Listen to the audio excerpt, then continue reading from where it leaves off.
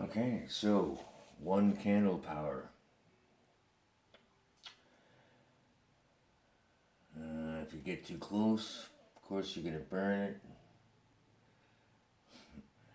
The book, that is. And if you get too far away, you won't be able to read it. So there's a sweet spot or the Goldilocks zone. And here we are with the Book of Changes, and this is number 30, which is Li or fire, also called the clinging. So two trigrams make up the hexagram, and it's fire over fire. And it says this hexagram is another double sign. The trigram Li means to cling to something, to be conditioned, to depend or rest on something, and also brightness. A dark line clings to two light lines, one above and one below, the image of an empty space between two strong lines, whereby the two strong lines are made bright. The trigram represents the middle daughter. The creative has incorporated the central line of the receptive, and thus Li develops. As an image, it is fire. Fire has no definite form but clings to the burning object and thus is bright. As water pours down from heaven, so fire flames from the earth, up from the earth. While Khan, which is water, means the soul shut within the body, Li stands for nature in its radiance. The judgment, the clinging, perseverance furthers. It brings success. Care of the cow brings good fortune. What is dark clings to what is light, and so enhances the brightness of the latter. A luminous thing giving out light must have within itself something that perseveres, otherwise it will in time burn itself out. Everything that gives light is dependent on something to which it clings in order that it may continue to shine. Thus, sun and moon cling to heaven, and grain, grass, and trees cling to the earth. So too, the twofold clarity of the dedicated man clings to what is right and thereby can shape the world. Human life on earth is conditioned and unfree, and when man recognizes this limitation and makes himself dependent upon the harmonious and beneficent forces of the cosmos, he achieves success. The cow is the symbol of extreme docility. By cultivating in himself an attitude of compliance and voluntary dependence, man acquires clarity without sharpness and finds his place in the world. The image, that which is bright, rises twice, the image of fire. Thus, the great man, by perpetuating this brightness, illuminates the four quarters of the world. Each of the two trigrams represents the sun in the course of the day. The two together represent the repeated movement of the sun, the function of light with respect to time. The great man continues the work of nature in the human world. Through the clarity of his nature, he causes the light to spread farther and farther and to penetrate the nature of man ever more deeply.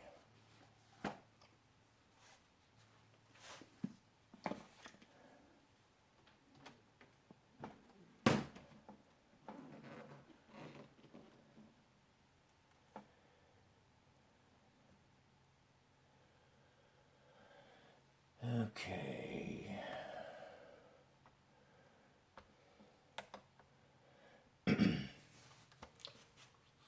So here we, against the, oh, let me turn the light on, sorry. So here I've drawn, this is supposed to be the flame here in the center, like the candle. And then we just look down, like for example here in the greenhouse, all they're doing is shooting the light down. So that's being represented by this triangle. But the fire is radiating in all directions. And we're not utilizing all of this. So here we're counting 1 out of like 12.5 lumens. And that's how it's split up. The 12 directions, 12.5, I don't know why. But that only takes into account sort of the elliptical plane and not all the rest of the sphere, which is being illuminated. And so here in the greenhouse, the light's up about 10 feet in the air in this one. So if you have the lumen chart that I showed in the last episode, every foot from the source of light you quarter, inverse square law. So if you start out even, these are I think 600 watt lamps, but a 1,000 watt lamp, let's say it starts out 100,000 lumens, something like that. If you're going to quarter every foot from the source, so let's say the first foot's 100,000, second foot's like 25,000, third one is 60, let's say 6,500. Now you're down to 1,750 in the next one. Let's call it 500, and then you're only at about 5 feet now. 6 feet, 125. 7 foot, let's call that 30. So anyway, by the time you're down to the plants, it's about 1 candle power. So it's really not growing those plants. It's a photoperiod relationship that's keeping them awake so they don't go to seed. And it's not an insignificant amount of energy that's being used in this way. It's kind of representing heaven. It's above, dropping the light on it, but it's so far away it's not growing the plants. So if this wasn't a glass enclosure here that was letting sunlight in, this relationship, these lights to these plants would produce 0 usable plant material. Nothing would result from this. This is too far away. In the oracle, this would be the archetype of stagnation, or very similar, very close to it. Okay, so right, this is what I was talking about, inverse square law. The first foot, you get first foot from the source, X. 2 feet away, now you're quartering that from here. And it's because the distance plus the spread. So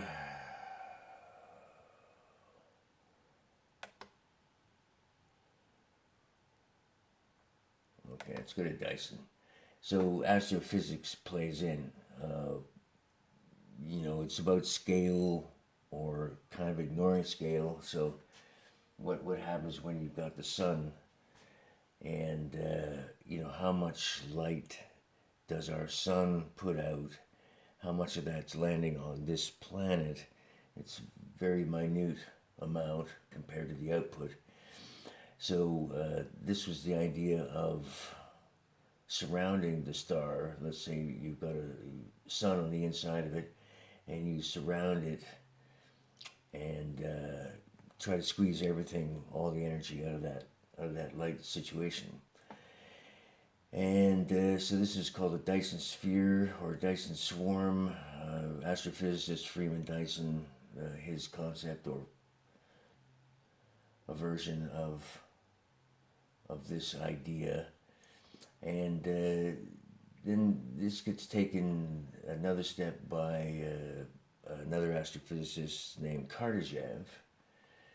And as lots of people talk about this, it's become known as the Kardashev scale because Nikolai Kardashev was the one who proposed it. And Michio Kaku gives this talk sometimes, type 1, 2, and 3 civilizations. So you can break it down to type 1 is a planet-wide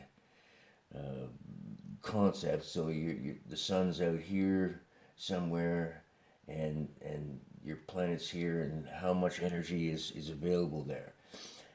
Type 2 is like the Dyson sphere. You've got the sun in the center, and you are squeezing all the energy you can out of that relationship. So you're surrounding that star.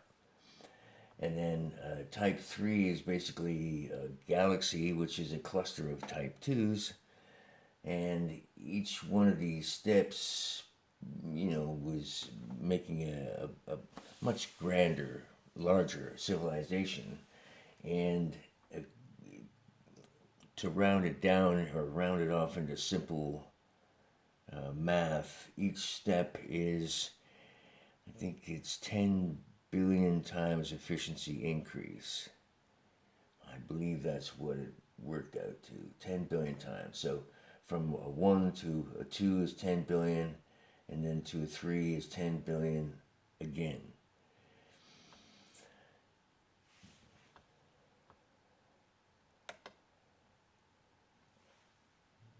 Back to the archetype of abundance.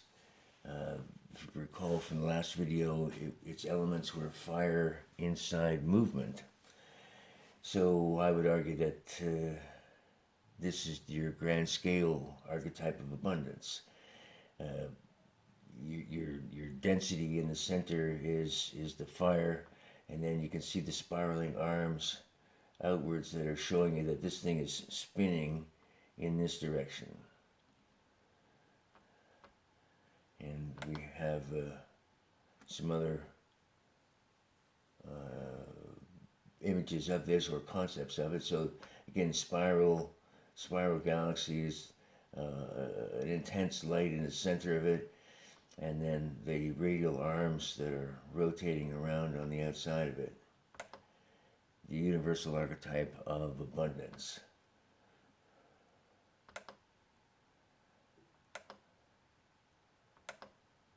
And it's putting out the universal archetype of abundance.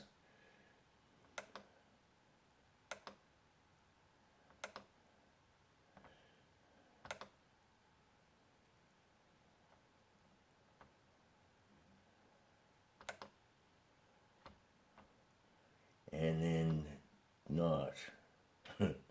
This is not using the light like a spiral galaxy. This is something quite different, and we'll get into that. I'll open that chapter up maybe in the next round.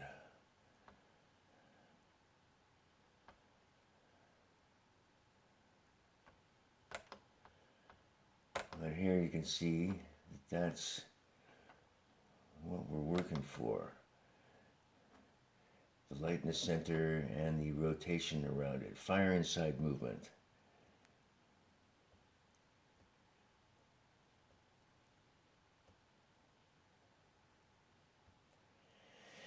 So, Kardashev scale, 10 billion times per step. So what's 10 billion times 10 billion? It's a big number. And we're not at a type 1 yet. Kardashev would say we were estimate 0.7, but I kind of think we're less than 1 considering our monetary system and the way we're using stuff. Are we going to evolve into a type 2 civilization? Not the way the astrophysicists seem to look at it. This, though, shrinks the concept down to make it, human scale. Do we have to? Because according to Kardashev, it was going to take 100,000 to a million years to make each one of these steps. Now, I think he was being generous.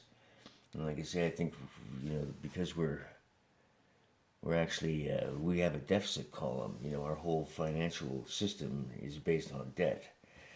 And that actually doesn't exist. You can't pay off debt with a system that's based on debt. The money gets created into existence by borrowing it. So there is no way to borrow yourself out of debt. You can maybe individually do it, but as a whole, as a society, no. Everybody's in debt. Everything's in debt generally. Every corporation.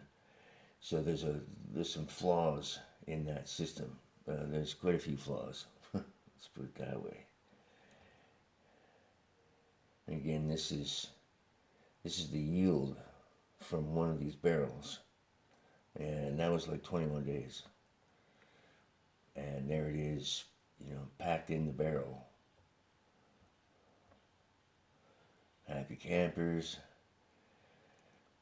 It might not be exactly the best way to operate this technology. There could be some more energy dense ways to do this, and we're working on that. On drawer slides for access.